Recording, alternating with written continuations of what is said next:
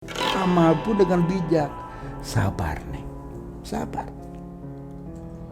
Innallaha ma'as-sabirin. Allah bersama orang yang sabar nih.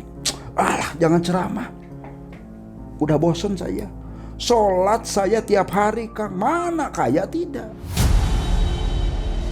Buktinya tidak kaya-kaya. Astagfirullahaladzim. Ya Allah, nani. Namanya lakukan pesugihan, kita ini adalah bersekutu dengan setan. Kalau misalkan kamu siap menanggung segala resikonya, Aki pun akan bantu, sebatas menjembatani saja. Pamungkas Abah bacakan surat Al-Isra ayat 82 yang berbunyi, Bismillahirrahmanirrahim. Wa nunazzilu minal Qur'ani ma huwa shifaa'un wa rahmatun lil mu'minin.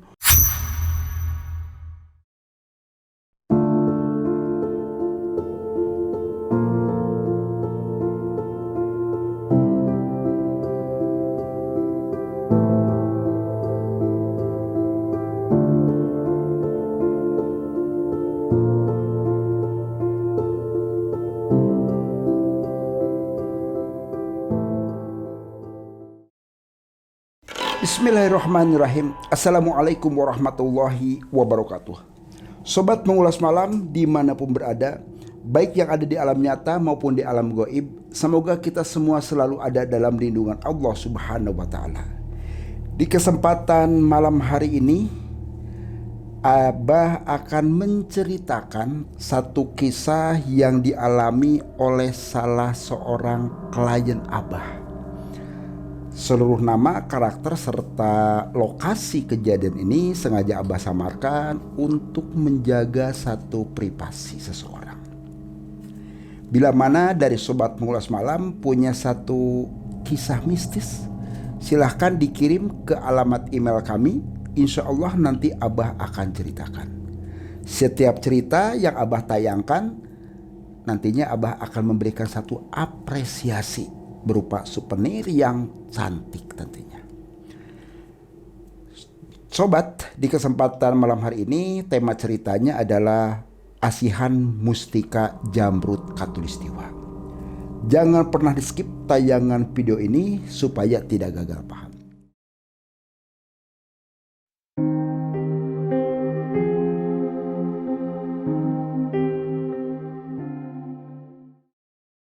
Kisaran tahun 2015, di mana klien Abah sebut saja di sini adalah Ahmad. Kebetulan Ahmad dan istrinya Nani berikut bapak mertua Ahmad, yakni Pak Sumantri, silaturahmi ke tempat Abah di bulan Maret di 2023. Di mana Ahmad sendiri menceritakan pengalaman hidup yang dialami di tahun 2015. Ahmad sendiri sebetulnya ini keluaran salah satu pondok pesantren dari wilayah Jawa Barat. Dia aktivitas pasca keluar dari pondok, dia pun mengabdi kepada masyarakat, yaitu ngajarin ngaji.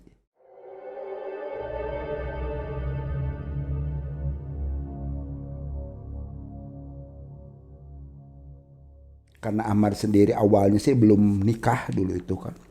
Belum nikah, dia bercerita pasca keluar tamat dari salah satu pondok itu, mengabdi kepada masyarakat, terus aktivitas kesehariannya sendiri dia jualan bubur. Jualan bubur karena Ahmad sendiri pingin hidupnya mandiri, dia pun ngontrak rumah di salah satu komplek perumahan di daerah tempat Ahmad tinggal. Dari mulai pagi dia sudah bikin bubur segala macam, yaitu bubur ayam, dia keliling. Mulai keliling ini jam 6 pagi. Sebelum asar dia sudah pulang lagi. Namanya usaha, terkadang yaitu tadi fluktuatif. Ada lagi rame ya rame, ada lagi ya sepinya kondisinya sepi gitu kan. Kalau lagi sepi, masih banyak sisa daripada mubazir begitu saja. Ahmad pun itu bagikan ke tetangga-tetangga. Ya seperti itulah apa yang Ahmad jalankan. Satu ketika Ahmad ini keliling di salah satu komplek perumahan. jualan buburnya pun unik sebetulnya. Dia keliling, masuk beberapa lorong dari gang 1, gang 2, gang 3. Nah kebetulan ada yang manggil. Pas lagi nawarin bur ayam kata Ahmad. Nggak lama ada yang manggil, mang sini mang. Ditengok, ternyata ada perempuan, ya masih remaja lah. Mang sini mang. Ahmad nyamperin dengan gerobak dorongnya. Pesan berapa mangkok neng? Oh 3 mangkok aja mang. Yang 1 tolong komplit ya, pakai kacang segala macem. Terus nanti pedesnya, ladanya nanti di sendok aja ya, jangan dicampur aja, makasih. Dibikinkan, setelah itu diserahkan.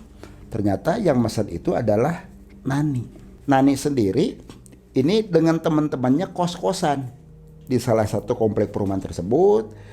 Ternyata dia punya aktivitas tadi sebagai SPG rokok gitu kan.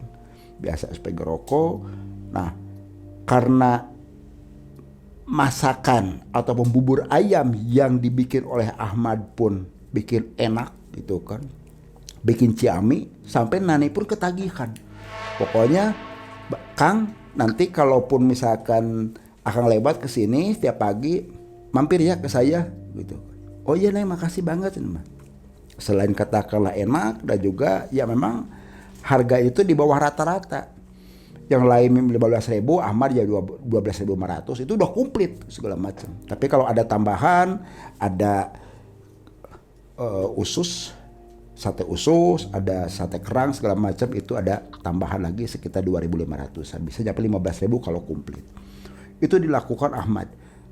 Dan tidak terlepas kelebihan Ahmad ini sendiri, karena memang dia keluaran dari salah satu pondok pesantren, ibadahnya tekun banget, sholat 5 waktu tidak pernah telat.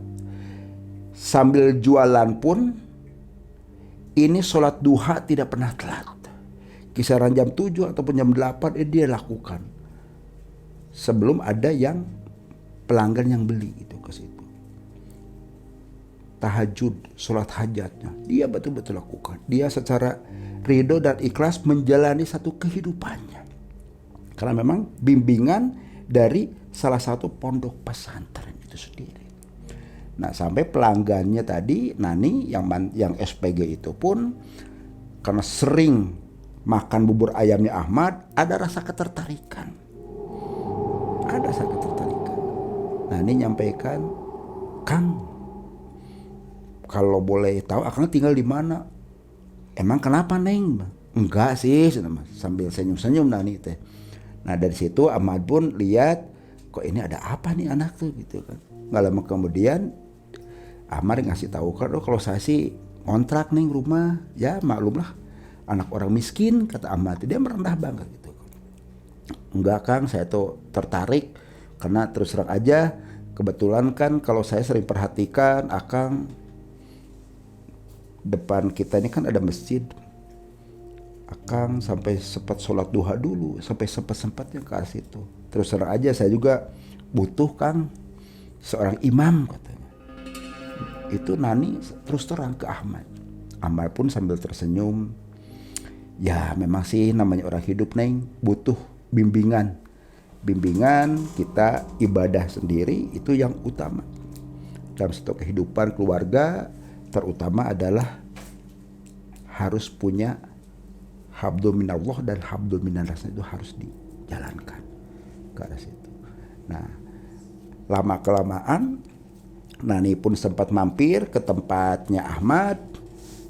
Cerita banyaklah dari situ. Ada keinginan untuk bisa berteman lebih dekat karena Ahmad dalam tanda kutip memahami betul agama. Tidak boleh dalam Islam itu bahasa pacaran, untuk menghindari sesuatu hal yang tidak diharapkan kelak di kemudian hari. Dilakukanlah ta'aruf kedua belah pihak, singkat cerita sampailah menikah. Ahmad dengan Nani menikah. Nani pun menjalanin apa yang Ahmad kelola selama ini.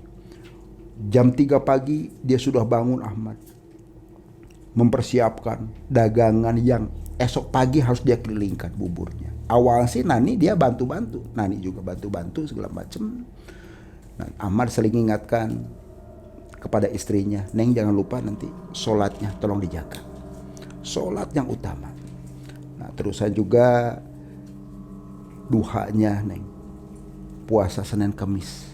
Insya Allah nanti Akang ini usaha menjadikan satu wasilah. Semoga Allah pun membukakan pintu rahmat. Rezeki milik kita semua ada yang ngatur. Yang penting kita berusaha mendapatkan harapan rezeki yang halalan thayyibah. Itu yang Ahmad sampaikan kepada istrinya Nani. Alhamdulillah Nani pun mengikuti ke situ. 1 tahun perjalanan keluarga mulai. Namanya kehidupan rumah tangga ada bergejolak. Nani mulai mengeluh. Kang, ini sudah tahu 1 tahun nih kita hidup tuh. Sudah 1 tahun kita jalani hidup kok masih begini-begini saja. Rumah masih ngontrak terus-terusan. Dagangan Akang juga tiap hari bukannya habis, malahan suka banyak sisa. Sisanya pun terbuang begitu saja. Bahkan Akang sampai diberi-berikan ke yang lain segala macam. Lama-lama kelamaan kan bisa bangkrut nih usaha kita, Kang. Kata Nani ke suaminya Ahmad. Ahmad pun dengan bijak, sabar nih. Sabar. Innallaha ma'as sabirin. Allah bersama orang-orang sabar, Neng. Alah, jangan ceramah. Udah bosan saya. Sholat saya tiap hari, Kang. Mana kaya tidak? Buktinya tidak kaya-kaya. Astagfirullahaladzim. Ya Allah, Nani, kata Ahmad. Sholat itu bukan untuk bikin kamu kaya. Sholat itu adalah satu kewajiban sebagai orang muslim. Ingat itu. Ingat. Nani kesel karena melihat tetangganya. Perhiasan, kalung, gelang, sampai giwang. Waduh, bercerita ke Ahmad. Kang, lihat tuh tetangga sebelah Kang. Waduh Kang, suaminya itu betul-betul memperhatikan. Akang mana bisa seperti ini Kang. Cobalah Kang, usaha yang lain Kang. Usaha apa? Kita ini harus banyak bersyukur, banyak bersyukur. Boleh sekali-kali kita melihat ke atas supaya ada motivasi, ada semangat. Tapi sekali-kali pun kita harus lihat ke bawah. Akang yakin masih banyak orang di bawah kita kehidupannya. Masih ada. Gak mau tahu saya mah. Pokoknya kalau Akang tidak bisa memberikan kebahagiaan ke Nani, beresin aja Kang. Beresin. Nani mau pulang aja ke orang tua Nani. Kata Nani mendesak. Sampai Ahmad pun ya sudah, tidak bisa banyak cerita lagi. Ya udah terserah Nani. Kalau Akang sih jalanin hidup ini semata-mata adalah memang untuk ibadah. Wong kita tidak akan selamanya hidup. Ini hanya di dunia hanya kita selewat saja. Hanya selewat saja. Sampai akhirnya Nani pun pergi ke rumah orang tuanya. Pamitan ke Ahmad sih ke orang tuanya. Ternyata apa? Nani ketemu sama temennya yang dulu waktu ke zaman kerjaan. Salah satu SPG produk rokok. Kumpulan lagi ngerokok segala macam. Namanya temen. Sudah seesan ke situ kan. Bercerita banyak kehidupan rumah tangganya. Sebut saja di sini temannya si Pipi. Makanya kamu tuh jangan terburu-buru kalau nikah. Sayang coba. Wajah kamu cantik, menarik. Malah dapat tukang bubur yang gak jelas. Madesu tuh kan. Sudah saya kasih tahu. Masa depan suram seperti itu. Kata Pipi kompor-komporin. Ya terus gimana lagi? Udah gini aja. Kita datangin seorang praktisi. Konon katanya dia itu bisa memfasilitasi kehidupan kita bisa naik. Praktisi gimana maksudnya? Cari pesugihan tapi jangan ribut. Jangan ribut. Jangan ribut. Sepakatlah Nani dan Pipi pun diantar ternyata. Pipi ngantar Nani ketemulah sama Ki Jumet. Seorang praktisi yang konon katanya dia itu sendiri bisa memfasilitasi seseorang yang ingin mendapatkan satu kekayaan secara cepat. Cerita Nani ditemenin oleh Pipi ke Ki Jumet. Ki, perkenalkan saya Nani. Maksud tujuan saya ke sini tuh terus terang saja ini pengen ada perubahan nasib saya. Semoga aja Kak Aki bisa menjembatani, Ki. Kata Nani ke Ki Jumed. Ki Jumed pun menjawab, Nyai datang ke tempat Abah itu harus siap segalanya. Dan harus tanggung nanti segala akibat yang akan ditimbulkan. Gak lama kemudian Nani pun menjawab, akibat yang akan ditimbulkan seperti apa sih, Bah? Kata Nani ke Ki Jumed tadi. Namanya lakukan pesugihan, kita ini adalah bersekutu dengan setan. Kalau misalkan kamu siap menanggung segala resikonya, Aki pun akan bantu. Sebatas menjembatani saja. Coba dipikir dulu. Dipikir. Setelah dipikir sama Nani, karena memang keinginan Nani pengen merubah satu nasib secara instan, secara mendadak, mendapatkan harta yang melimpah. Sudah capek kata Nani itu hidup miskin, pengen dihargain oleh banyak orang. Dijawab sama Nani, Bah, apapun yang akan terjadi kelak di kemudian hari, Nani akan siap menanggung segala akibatnya. Oh, kalau begitu kamu datang lagi nanti ke tempat Abah malam Jumat Kliwon. Malam Jumat Kliwon, Bah. Nggak bisa sekarang, Bah. Ini kan masih hari Rabu. Besok aja nanti. Ya, malam Jumat Kliwon nanti ke sini. Dan persiapkan nanti untuk syarat sebagai ritualnya.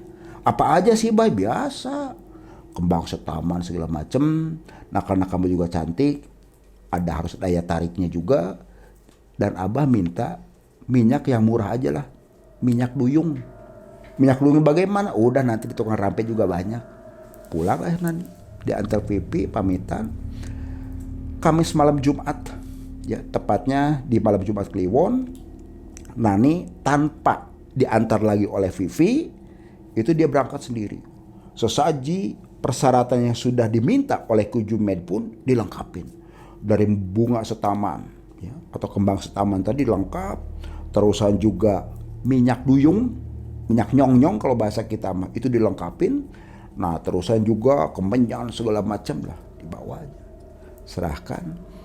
Dan ternyata di sini memang harus ada syarat yang satunya lagi, yaitu ayam hitam yang disebutnya ayam cemani tadi. Ya Nani sih nggak ngerti ayam cemani gimana, pokoknya saya serahkan aja lah ke Abah Jumed aja, kata Nani. Ya sudah, karena ada Abah Jumed sendiri, cari asistennya dapat. Nani disuruh mandi di air sumur, mandi suruh sendiri, kembangnya disiramin semua di air itu tadi, minyak nyong-nyong ditaburin segala macam. Setelah selesai baru menghadap lagi, nunggu nanti kisaran jam 11 malaman ya. Nanti masuk kamu ke salah satu tempat ritual Aki sendiri di sini. Oh, di rumah sini, Bah? Iya, nggak usah jauh-jauh lah, di sini aja. Nah, dibakarkan lah tepat jam 11 malam, kemenyan dibakarkan. Nah, terusan juga Nani disuruh sendirian di situ sambil diberikan mantra. Diberikan mantra, dibaca terus-terusan oleh Nani sendiri. Bila mana nanti ada yang datang, sosok yang hadir, kamu jangan kaget. Hadapin aja segala sesuatunya. Berapa lama, Bang? Ya, tergantung rezeki milik kamunya. Bisa 1 malam ada, kadang bisa 2 malam. Setelah selesai itu ya sudah diikutin. Tapi apa yang terjadi? 1 malam tidak ada yang sosok yang hadir. 2 malam juga seperti itu. 3 malam juga seperti itu. Ya Ki Jumed pun terus terang saja kaget. Kok ini gak ada reaksi apa-apa gitu kan. Dampaknya apa? Tamu yang biasa pada datang ke Ki Jumed itu ngedadak pada kosong. Gak ada tamu setelah kehadiran si Nani. Nani pun sudah malam ketiga dipanggil. Gimana, Nyai? Udah ada yang datang gak? Gak ada, Bah. Gak ada yang datang ke sini. Waduh, Ki Jumed bingung. ini ada apa ini gitu. Bingung karena baru pertama kali seorang klien itu datang sampai lama seperti ini. Paling banter itu 2 hari aja sudah ada yang hadir. Itu ke arah situ. Diulangin lagi. Nambah 3 hari lagi, ke 4 hari juga belum. Hampir 1 minggu ternyata. Nani ada di tempat Ki Jumet. Efeknya apa? Dampaknya apa? Ki Jumet pun kesel marah. Nggak lama kemudian sudah. Berarti kamu belum jodohnya di sini. Dah pergi saja. Kamu bawa sial ke sini tuh.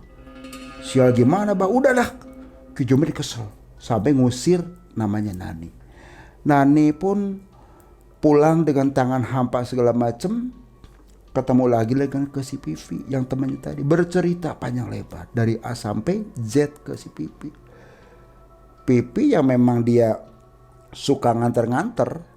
Teman-temannya seperti itu. Entah cari pengasihan atau segala macam. Diantar lagi Pipi itu ke beberapa praktisi. Sampai ada 4 praktisi. Ternyata hasilnya seperti yang di Ki Jumet. Tidak ada penampakan ataupun yang sosok yang hadir ke Nani pun.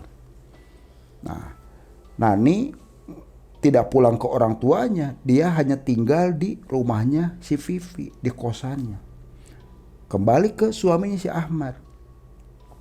Hampir 1 bulan Nani tidak pulang ke rumahnya, ke Ahmad. Ahmad pun ya sebagai suami punya rasa tanggung jawab, kemana istri saya tuh. Dicarilah ke rumah mertuanya, yaitu ke bapaknya si Nani, Pak Sumantri. Ketemu, Pak, ya gimana Jang? Itu saya mau nyari istri saya, Nani. Loh, emang gimana? Loh katanya kesini udah 1 bulan nggak balik-balik. Astagfirullahaladzim. Pak Sumantri sambil ngelus-ngelus dada. Kenapa kejadiannya? Ceritalah Ahmad. Kejadian Nani yang wataknya kok berubah banget. Berubah. Pengennya hidup serba mewah segala macem. Karena itu tadi melihat tetangga-tetangganya. Bahkan temennya segala macem. Ujung-ujungnya itu tadi khawatir. Rokok yang dulunya kena SPG, dia mantan SPG. Ngisap rokok. Khawatir dia kembali lagi ke hal-hal seperti itu. Ada rasa kekhawatiran. Ujungnya Ahmad pun menyampaikan ke Pak Sumantri, tolong aja Pak, kalau misalkan nanti istri saya pulang ke Bapak, tolong kasih tahu saya. Oh iya Jang, insya Allah nanti Bapak akan kasih tahu. Yang penting sabar aja ujungnya. Ya makasih Pak. Pamitan aja. Pulang Ahmad. Namanya suami dalam keadaan katakanlah lagi merintis satu kehidupan, berumah tangga juga baru 1 tahun segala macam, melihat istri entah kemana segala macam, ya galau juga ujung-ujungnya, galau. Kegiatan yang biasa usaha bubur segala macam sudah tidak konsentrasi, ngajarin anak-anak ngaji, ibu-ibu juga sampai sempat beberapa hari itu terhenti, sampai mingguan dah terhenti itu ke situ kan. Bingung Ahmad dalam kondisi galau, cemas, was-was, resah. Ini setan terus menggoda ke Ahmad. Ahmad, berikan apa yang diminta oleh istri kamu. Datanglah Ahmad ke tempat saya Ahmad. Datang ke tempat saya. Gak lama kemudian dari sebelah kanan telinga kanannya, istighfar Jang, istighfar. Awas hati-hati. Jangan sampai tersesat Jang. Hati-hati, istighfar Jang. Terus berkecamuk dalam pikiran dan hatinya Ahmad. Alhamdulillah Ahmad sendiri karena dia rajin sholatnya, puasa Senin Kemisnya, dia pun lakukan ziarah ke beberapa makom yang memang katakanlah makom yang keramat itu tadi. Sambil puasa Senin Kemis segala macam. Tujuannya apa? Untuk menenangkan hati dan pikirannya. Dia lakukan tawasul segala macam sambil berpuasa. Alhamdulillah di bulan ketiga Ahmad menyampaikan lagi wiridan di salah satu makom tersebut. Gak lama kemudian lagi konsentrasi, ada bunyi bedak ke situ kan. Dia kaget Ahmad sini. Astagfirullahaladzim, ada apa gitu. Gak lama kemudian Dicari-cari karena kondisi makom tersebut memang gelap gulita, di laba-laba dia menemukan batu.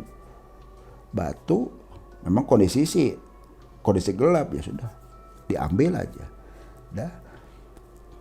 Udah subuh pulang, setelah selesai sholat subuh pulang aja Ahmad. Nggak taunya dilihat ternyata batu tersebut adalah warna hijau. Warna hijau, yaitu tadi tanya ke beberapa temannya, ternyata ini adalah batu jamrud. Orang mengatakan ini adalah mustika jamrud khatulistiwa. Yang konon katanya bila mana seseorang memiliki mustika jamrud khatulistiwa warnanya hijau, ini adalah tanda kesuburan, tanda kemakmuran. Dan bila mana dipakai mustika jamrud khatulistiwa tersebut, seseorang timbul rasa percaya diri. Terus juga bisnis lancar segala macam. Itu menurut orang. Tapi alhamdulillah Ahmad tidak mempercayai hal seperti itu. Ini adalah batu-batu biasa. Batu biasa. Itu yang ada di pikiran Ahmad. Alhamdulillah karena Ahmad sendiri tetap sebagai dia kepala keluarga, memiliki rasa tanggung jawab untuk memenuhi kebutuhan kehidupan sehari-hari, bayar kontrakan segala macam gitu kan. Jualan bubur lagi. Setelah mendapatkan mustika jamrud khatulistiwa, wallahu a'lam bishawab, kehidupan Ahmad pun seiring perjalanan waktu banyak perubahan. Bubur, ayam, ini banyak yang beli ke Ahmad. Sampai beberapa bulan kemudian Ahmad pun bisa buka kios. Bubur ayam spesial Kang Ahmad. Waduh, itu tadi karena segala sesuatu diimbangi dengan ibadah, itu ke situ. Ahmad tetap bagaimanapun juga teringat akan istrinya tadi. Beberapa bulan segala macam. Kalau mungkin ke yang lain mah udah aja lah. Istri macam apa kayak gitu, udah serahkan aja ke orang tuanya gitu kan. Tapi Ahmad enggak. Sampai istrinya pun dicari-cari lagi, alhamdulillah ini bisa ketemu lagi, dibawa pulang. Tapi apa yang terjadi sobat? Istrinya terus saja merongrong. Ya alhamdulillah, karena memang Ahmad juga sudah memadain keuangan segala macam, perhiasan yang diminta oleh istrinya pun dipenuhi.